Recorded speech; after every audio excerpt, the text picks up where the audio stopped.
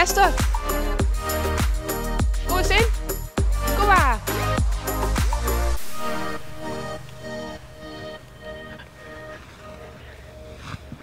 Goeiedag, even een blokje om te vliegen. Ja, het weer mooi waar, dus ik dacht, nou, ik geef maar een blokje om. En zien hoe het boven is. Dit wil wel vaker? Ja, als het een beetje knap waar is, probeer ik eigenlijk wel 1 keer in de week te vliegen. Dan even een blokje om. Zou iets net vaak in Friesland gebeuren? Nee, het is heel zeldzaam. Er zijn misschien 300 mensen in Nederland die dit doen. Bijzondere hobby. Dat is heel bijzonder. Het is een ultieme vrijheid om boven te vliegen. Ik zou het tegen net waren heugtevrees en ik krijg die opstijging als Sjoerd. Ik kreeg begon al te kriebelen en ik denk dat zo'n fieste eng vinden. En hoe zit het nou van boven uit dan? Ja, ik ga een GoPro mee, dus ik kan je mee eventueel wel zien laten. Nou, ik ben benieuwd.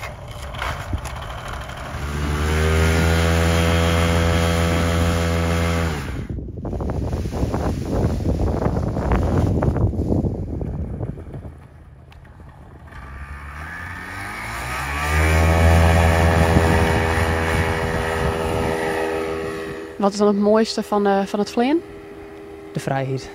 Echt de vrijheid. Ik kan, het betekent dat ik de lucht in woon binnen 11 uur ben ik boven. En dan kan ik geen steen wow.